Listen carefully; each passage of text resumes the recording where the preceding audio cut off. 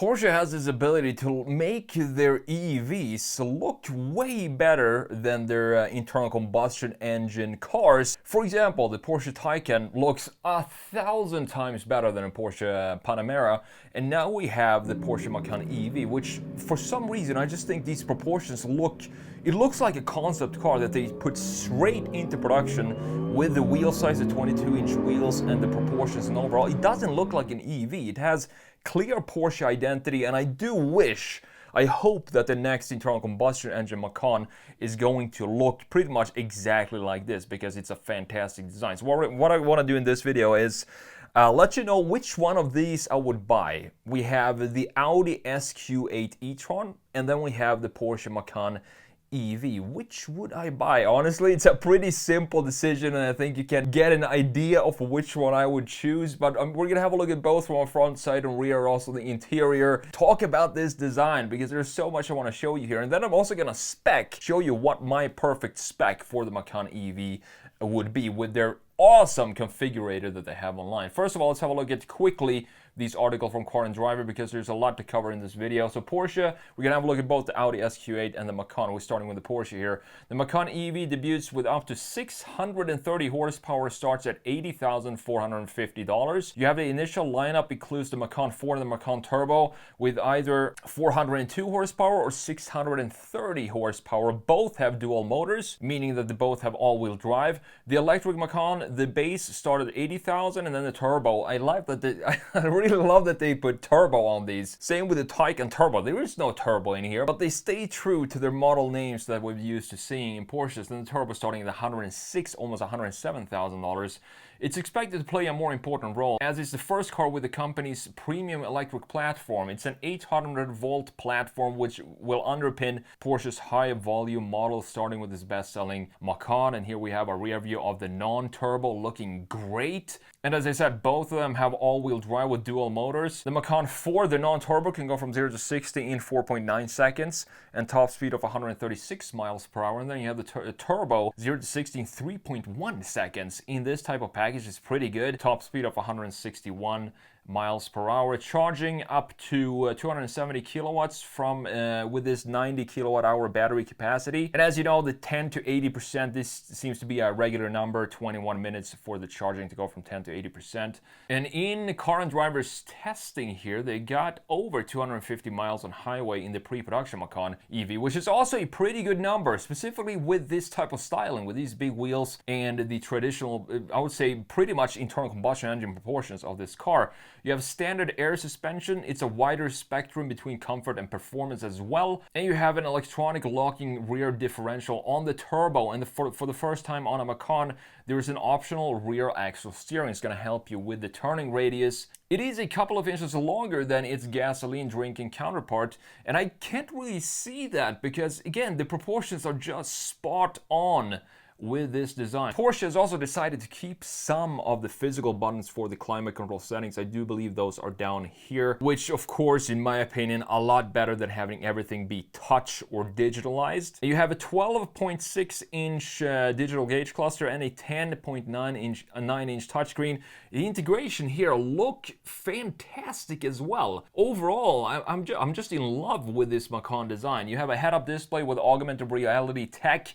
The AR system acts like an 87-inch display, which sits in front of the road in front of you, 33 feet in front of the driver, providing virtual information and navigation and so on. It's capable of 4,400 pounds of towing, and it will go on sale later this year. So having a look at the Audi SQ8 e-tron, now this is the Sportback here, but they have the same type of drivetrain.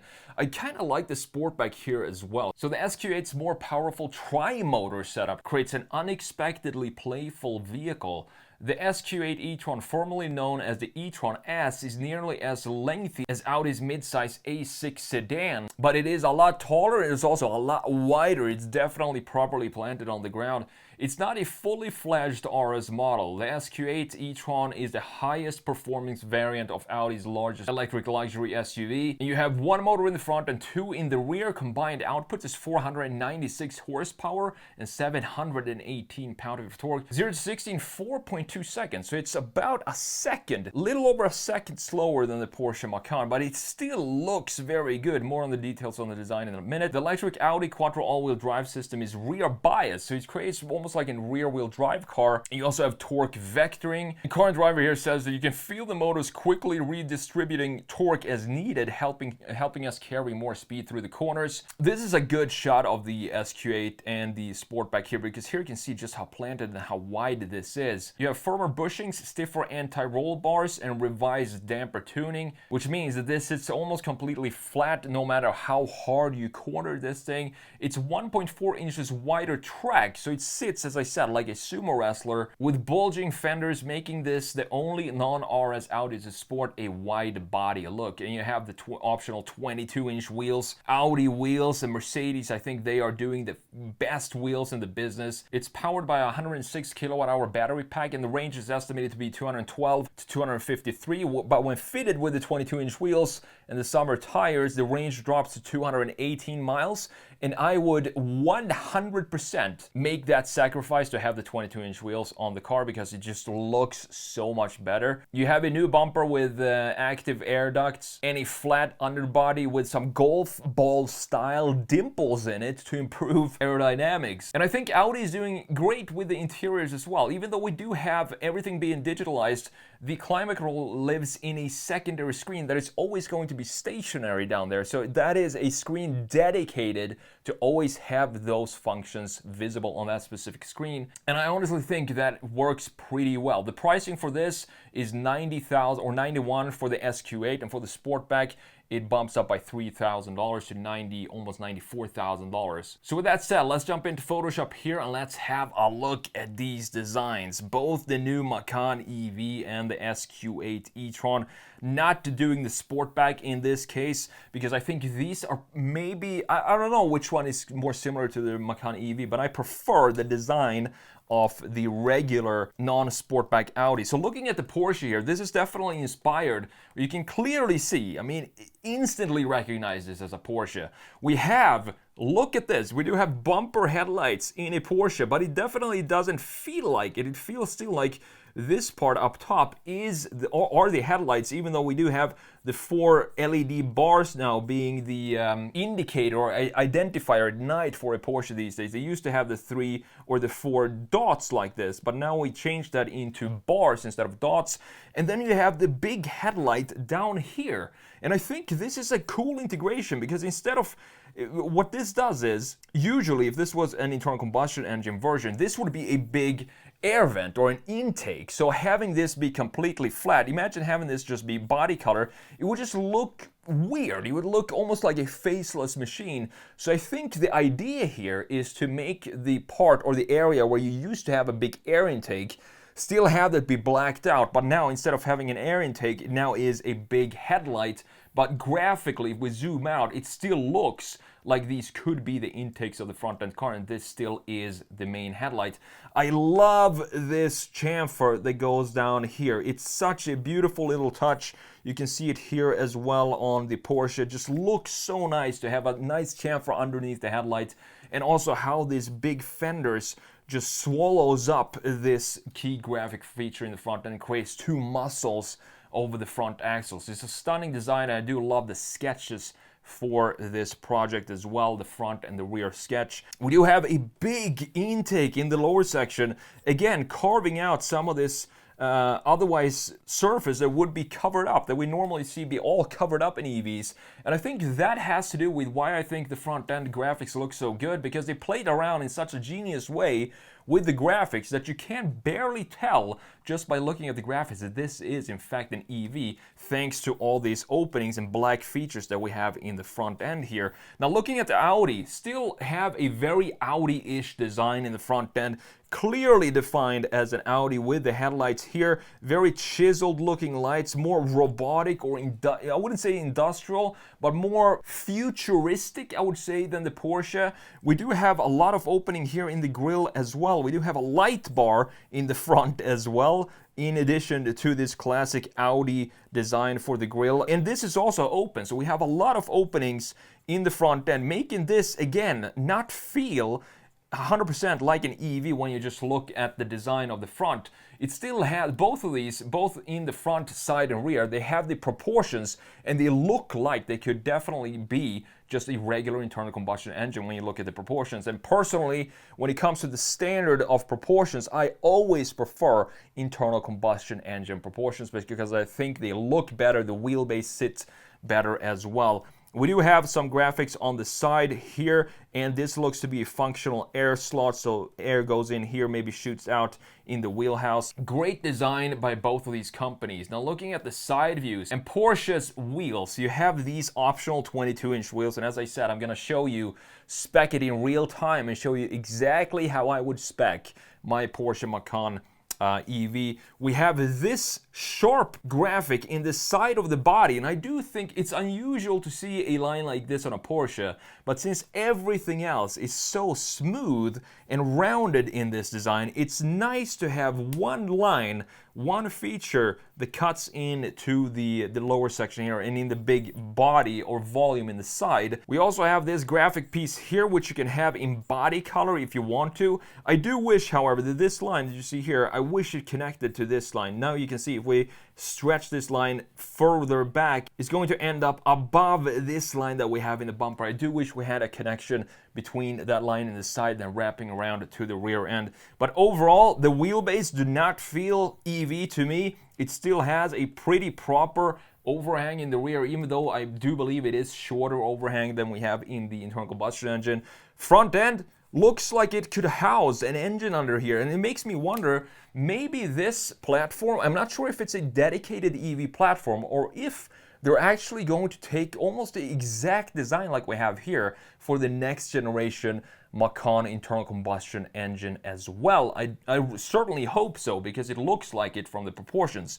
Now looking at Audi down here, same thing as with the Porsche. I think Audi and Porsche leaped so far ahead when it comes to design and identity compared to BMW, Mercedes. BMW, Mercedes, specifically BMW, they're struggling with their identity. You see all types of weird designs coming out from BMW, while these have stuck to their core identity, and I think they're better off for it. We do have this nice muscle over the rear axle, clear Audi proportions with the greenhouse dipping down a little bit, creating this sporty wing at the rear end. The proportions here, the wheelbase still look very internal combustion-ish, and doesn't have the rear axle sitting too far out here, which is normally what gives it away that it is an EV when you look at it. And we also have a clear hood design, so we have a two-box design here. Even though it is an EV, even though it's not necessary to have that, they still decided to go with this type of design and proportions, which I think looks great. And we have a similar graphic in the lower section here that we do in the Porsche, but in this case, Audi actually, look at this, Audi actually connected this with the bumper line in the rear end, exactly what I wanted to see here in the Porsche as well. Wheel design of both of these cars look fantastic. Coming around to the rear view, and honestly, when I look at both of these cars, I'm not sure if I have a preferred angle for these cars, because I think they look great from every single angle, but I have a preference, maybe when it comes to the Porsche, to have it be in the front view, front three-quarter, because just because of these fenders that we have up here. The rear end still looks fantastic. I maybe think it's a little too rounded in the rear. I'm not sure. I have to wait until I see this in real life to make a final decision on that. But the light bar is intact. Now this, I've said so many times, is a trend of the last decade to have a big light bar in the rear end. But since it is a Porsche, I do think they can get away with it, because Porsche has had that since I don't know, the 60s or the 70s, they've always had this reflector red light bar in the rear end, so they have a reason to have it in their new cars as well. And look at the housing for the rear end graphics. We have this beautiful chamfer, a tiny little chamfer going around here that then houses all of the important key features at the top part. We have a clear separation with a proper bumper design right here, which is also a classic design feature that is slowly going away. At the very bottom, there is this big diffuser-like piece of styling with these lines cutting into it, looking pretty good. I do wish that it was a bit more of a aggressive diffuser here with some wings like this to make it more sporty and more Porsche-like. There's also some sort of air duct here. I'm not sure if this is entirely functional. I do believe it is, since it is a Porsche. It would just make sense to have that be functional. And of course the Porsche turbo badge, even though this car has nothing to do with any sort of turbos at all. But look at these proportions, beautiful design. And looking at it like this, if we just had two exhaust pipes like this, it would clearly make sense that these type of proportions would actually suit an internal combustion engine. And same goes for the Audi. If you look at these two, this Audi looks more like a Avant or a wagon from this angle, because it sits so low and it's so wide that it doesn't really feel like a high-riding SUV. I think the Porsche has more of that style going for it. But here you can see this muscle that wraps around. So look at this muscle, this line that cuts in here and then wraps around and dips, creating the housing, the top part of the housing for the taillights. Is just a stunning integration of a muscle that goes around the corner like that. Further down, we do have the same philosophy here. So we have a separation with a clean bumper separating the top half of the graphics to the lower section down here with the diffuser and the reflector lights. Again, the light bar comes back in the Audi as well, but I do think it suits this design, even though it would probably work to have it not be a light bar here and just have the taillights being cut off, something like this. I think this would look pretty decent as well, but adding the light bar just connects the two graphic features in, I would say, a better way. And in addition to that, it also stretches out the width in addition to the wider fenders that we do have on this design, this being the SQ8. Last but not least, before we go in and spec the Macan EV, let's have a look at both of these interiors. I think both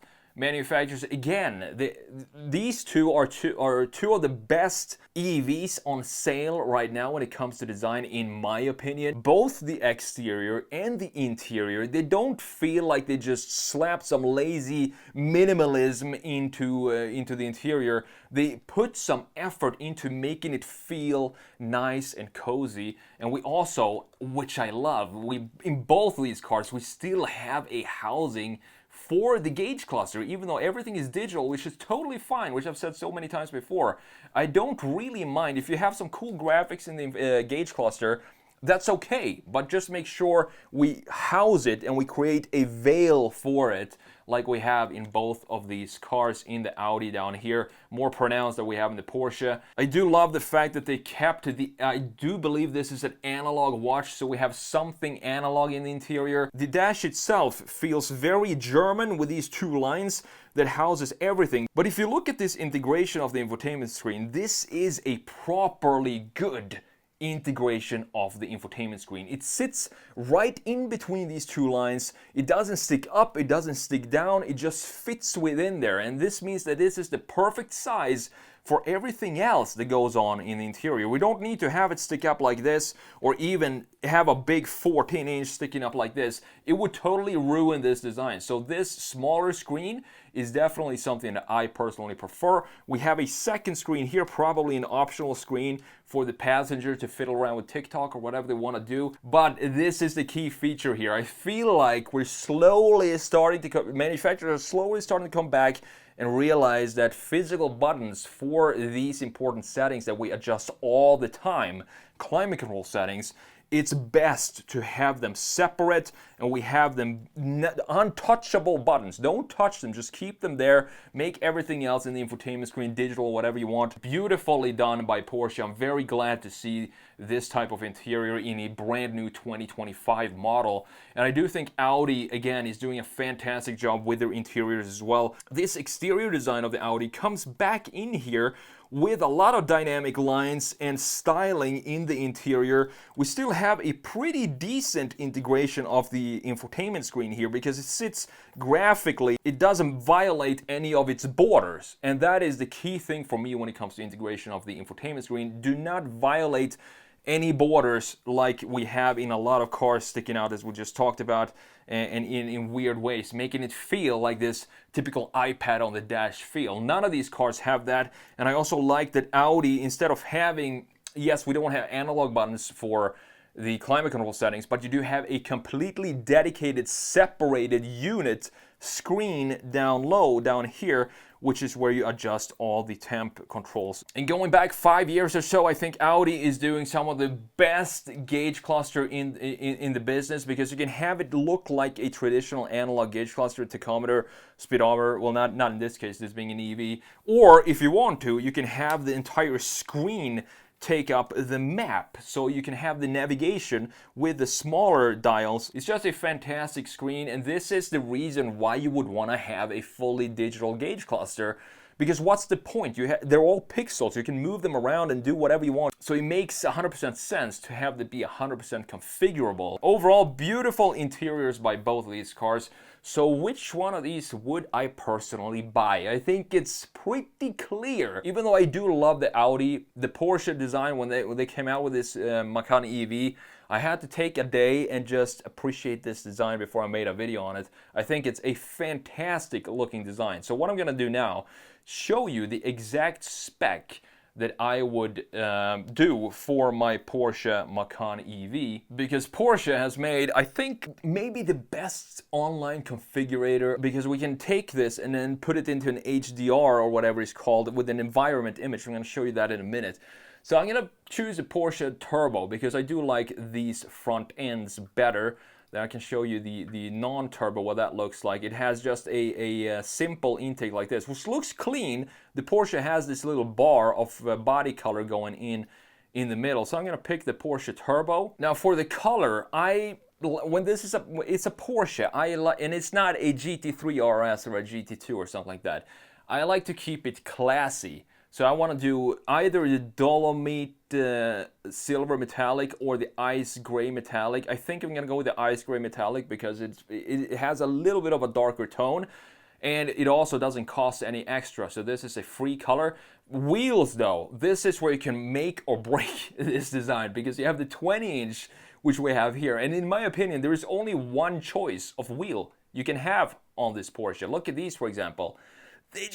I don't like these at all, and I don't like these either. These look a little better, but they're still these EV type of wheels when you have them covered up too much. So the only type of wheel I would pick would be this one right here. It's called the 22-inch RS Spider design wheels.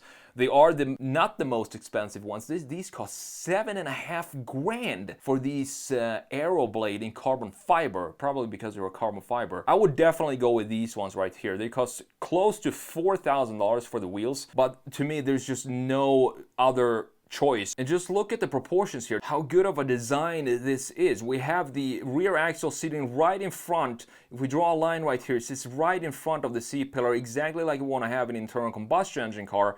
Normally this rear axle would sit further back by a couple of inches because it is an EV. And I would also pick, let's see where it is, the bronze looking wheels. These ones right here, looking fantastic in addition to this silver exterior. There are a couple of things in the interior. I'm not sure what I would pick here. Probably something darker and not completely black, so maybe something like this would maybe work. I think this looks nice. We have leather interior in black with turbonite accents. So black and a little bit of a brown, very dark grayish interior, looking fantastic. That's all I want. That is an additional $2,300 for that one. Comfort seats or sports seats, I'm definitely gonna go with the sports seats here because I like the look of them. They look exactly the kind of seats that I want in a Porsche. I prefer them over the comfort seats. They're also 18-way adjustable instead of 14-way with no extra charge. Now there are a couple of things on the exterior that I do want to change. For example, add the carbon fiber mirrors. One more important thing here is to make this side blade, as you see here,